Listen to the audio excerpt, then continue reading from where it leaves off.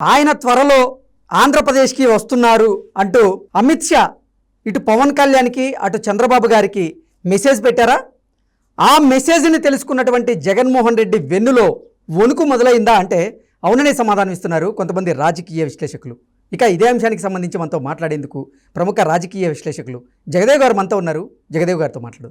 జగదేవ్ గారు నమస్తే అండి. నమస్తే అండి.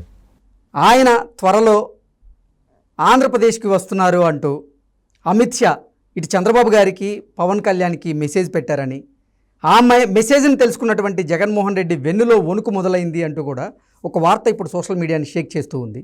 ఏంటి సార్ ఆ వార్తలో వాస్తవం ఉందా? అంటే మోదీ గారు వార్త అయ్యుండొచ్చు నేను అనుకోవడం. మోదీ గారు అధికారికంగా ఈ నెల ఆఖరిలో ఆంధ్ర పర్యటించనున్నారన్నట్టుగా వార్తలు వస్తున్నాయి. అంటే 28వ తేదీ ఆంధ్రప్రదేశ్ రాబోతున్నారనేది అదేనండి. అంటే కన్ఫర్మ్ అయినట్టేనా షెడ్యూల్? అంటే వస్తారన్నట్టుగా ఉంది. మేబీ షెడ్యూల్ కన్ఫర్మ్ ఎందుకంటే ప్రధాని స్థాయి వ్యక్తికి ఒక నెలలో మ్యాక్సిమం 10-15 డేస్ ముందే షెడ్యూల్ ఖరారు అయిపోద్ది. ఈ రోజు ఇక్కడికి వెళ్ళాలి, ఈ రోజు ఇక్కడికి వెళ్ళాలి, ఇక్కడ ఈ సభ, ఈ సమావేశం, ఇన్ని గంటలు, ఇన్ని అవర్స్ అన్నీ ఉంటాయి. కాబట్టి మీరు అన్నట్టు మేబీ నెలాఖరు అన్నారు కానీ నాకు డేట్ ఐడియా లేదు. సో మీరు అంటున్నారు 28 అంటున్నారు కాబట్టి 28గా రాబోతున్నారని తెలుస్తుంది. దానికి తగ్గట్టుగానే అమిత్ షా గారు ఎందుకు మెసేజ్ పెట్టారంటే, మొన్న అమిత్ షా గారు బాబు గారిని అలాగే జనసేన అనే పవన్ కళ్యాణ్ గారిని కూడా ఒకరోజు గ్యాప్లో పిలిపించుకున్నారు. అఫ్ కోర్స్ ముందు రోజు బాబు గారు కలిశారు, నెక్స్ట్ డే పవన్ కళ్యాణ్ గారు వెసులుబాటు వల్ల లేదంటే ఆయనకు అవకాశం వల్ల నెక్స్ట్ డే వెళ్ళారు. ముందు బాబు గారితో సమావేశం అయింది, తర్వాత ముగ్గురు కలిసి సమావేశం అయ్యారన్నట్టు కూడా వార్తలు వచ్చాయి. అది అందరికీ తెలిసిన ఓపెన్ సీక్రెటే. మూడు కూడా కలిసి పొత్తులో భాగంగా ఎన్నికల్లో పోటీ చేయబోతున్నాయని కూడా వార్తలు వినిపిస్తున్నాయి. అది సుమారుగా 90% ఖరారైనట్టు కూడా టీడీపీ శ్రేణులు కానీ అలాగే మన జనసేన శ్రేణులు కానీ మాట్లాడుకుంటున్నారు. కాబట్టి ఆ పిలిచి ఏదైతే మంత్రాలు జరిపారో దీనికి సంబంధించి ఖరాఖండిగా ఓపెన్గా అనౌన్స్ చేయడానికి అవ్వచ్చు, లేదంటే పొత్తులో భాగంగా ఎట్లా ఉంటాయి. ప్రధాని గారు వచ్చారంటే ఆయనతో పాటు మంది మార్పులు అన్నీ వస్తాయి కదా. ఆయన వచ్చేటప్పుడు ఆ ఇంటెలిజెన్స్ కూడా ముందుగా వచ్చి సర్వే చేసుకుంటుంది. అంటే ఆయనకి ఏమైనా థ్రెట్ లేకుండా ఉండడం కోసం ఎట్లాగా చేయాలి ఏంటంటే ప్రతిదీ కూడా ముందు ఒక టీం వచ్చి అన్ని సర్వే చేసుకుంటూ మోడీ గారికి ఎటువంటి రిస్క్ లేకుండా చూసుకునే బాధ్యత కూడా ఉంటుంది కాబట్టి పిఎంఓ ఆఫీస్ నుంచి. సో దాంట్లో భాగంగానే అన్నీ సర్వే చేసుకుంటారు కాబట్టి ఆ సర్వేలో వాట్ ఈజ్ వాట్ అని కూడా తెలుస్తుంది కదా. మొన్న తెలంగాణ వచ్చినప్పుడు కూడా ఆయనకి అంతకుముందు పసుపు బోర్డు ఓపెనింగ్కి వచ్చినప్పుడే కొంత రిపోర్ట్ వచ్చింది, తర్వాత ఎన్నికల నిర్వహణకు వచ్చినప్పుడు కూడా మరి కాస్త రిపోర్ట్ వచ్చింది. కాకపోతే వాస్తవం వచ్చింది అంటే కాంగ్రెస్ బీజేపీ థర్డ్ ప్లేస్కి వెళ్ళిపోయింది, కాంగ్రెసే ఉంచుకుంటుందని. బట్ మీమాంసలో ఉండి పెద్దగా కాన్సన్ట్రేట్ చేయకపోయి ఉండొచ్చు, లేదంటే సర్లే నార్త్లో ఎలాగో 3-4 రాష్ట్రాల్లో బీజేపీ వస్తుంది కానీ దీన్ని లైట్ తీసుకుని ఉండొచ్చు ఏదైనా. బట్ ఇప్పుడు ఆంధ్ర అనేది కాన్సన్ట్రేషన్ ఎందుకు పెంచారంటే ఆల్రెడీ ఒక రిపోర్ట్ తెప్పించుకున్నారట.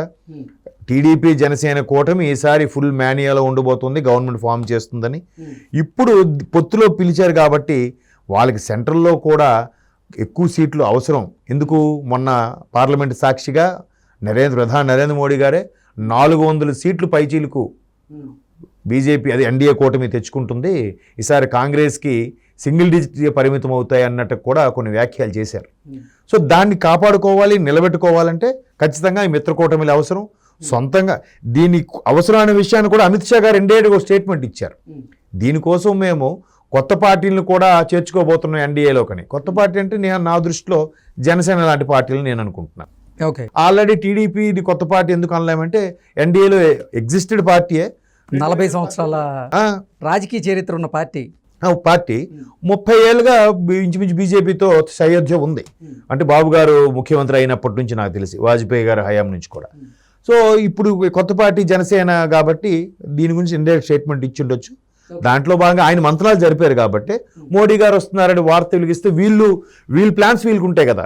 చర్చల్లో ఏమేమి చర్చించుకోవాలి, ఏం అడగాలి, ఏం అడిగితే బాగుంటుంది, వాళ్ళు ఎటువంటి సీట్లు అడగబోతున్నారని కూడా తెర మీదకి వస్తుంది ఎక్కువగా అంశం. మేబీ దాని గురించి కూడా అయ్యుండొచ్చు. ఓకే, మీరేదో అడగబోతున్నారు. నిన్న మొన్నటి వరకు భారతీయ జనతా పార్టీకి జగన్మోహన్ రెడ్డి పరోక్షంగా అన్ని విషయాల్లో కూడా మద్దతు తెలుపుతూ వస్తున్నారు. ఈ నేపథ్యంలో ఒకవేళ గనక ఈ నెల 28వ తేదీ మోదీ ఆంధ్రప్రదేశ్ వస్తే టీడీపీ జనసేనతో పాటుగా ఆ కూటమిలో భారతీయ జనతా పార్టీ భాగం అయితే మోదీ గారు జగన్మోహన్ రెడ్డిని విమర్శించే అవకాశం ఉందని, అది గ్రహించినటువంటి జగన్మోహన్ రెడ్డి వెన్నులో వణుకు మొదలైంది అంటూ కూడా ఒక వార్త ఇప్పుడు సోషల్ మీడియాని షేక్ చేస్తూ ఉంది. ఏంటి ఆ వార్తల్లో వాస్తవం ఉందా? నిజంగానే మోదీ గారు రానున్న రోజుల్లో జగన్మోహన్ రెడ్డిని విమర్శించే అవకాశం ఉందా అంటే ఏం చెప్తారు? అవకాశం విమర్శించవచ్చు. ఎందుకంటే బీజేపీ అధ్యక్షురాలు, రాష్ట్ర అధ్యక్షురాలు పురంధేశ్వరి గారు పరోక్షంగా వ్యాఖ్యలు చేస్తున్నారు. చంద్రబాబు గారు అరెస్టు తర్వాత ప్రత్యక్షంగానే వ్యాఖ్యలు చేస్తున్నారు.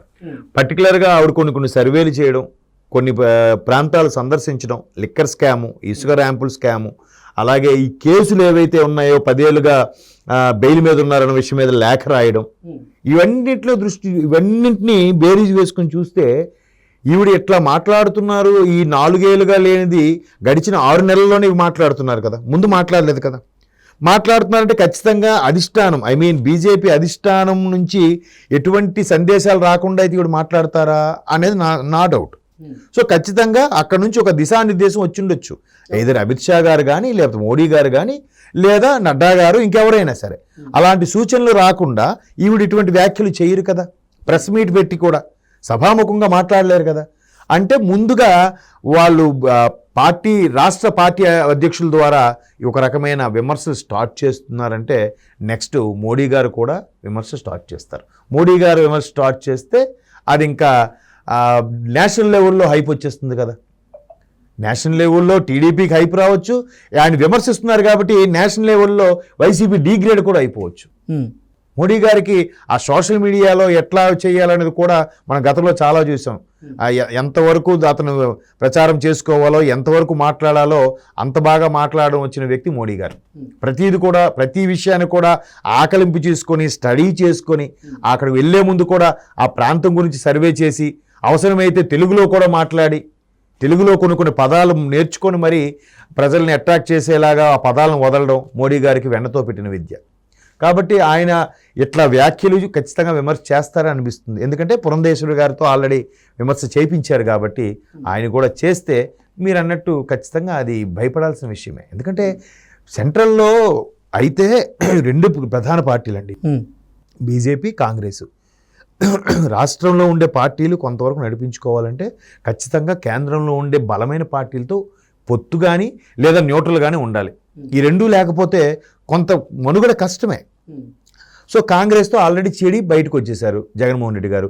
ఇప్పుడు బీజేపీతో మీరు అనుకుంటున్న పొత్తు కూడా చెడబోతుంది. ఎందుకు? టీడీపీ జనసేనతో సయోధ్యలో భాగంగా ఖచ్చితంగా అది మరి వాళ్ళతో పొత్తు ఇవ్వరు, బీజేపీ వాళ్ళు పొత్తు పెట్టుకోరు.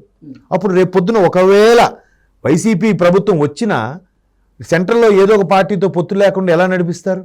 మళ్ళీ ఎలాగైనా అప్పులు పుట్టాలన్నా మళ్ళీ వాళ్ళ పెర్మిషన్లు ఉండాలిగా. రాష్ట్రానికి రావాల్సిన కేటాయింపులు రావాలన్నా వాళ్ళ అనుమతి, వాళ్ళ చల్లని చూపు ఉండాలిగా. ఎట్లా చేస్తారు? సో ఈ అంశాలన్నింటినీ బేరీ చేసుకుంటే ఖచ్చితంగా భయపడే అంశమే, గుండెల్లో గుబేలమనే అంశమే నా అభిప్రాయం. ఓకే అండి, థ్యాంక్ యూ సో మచ్.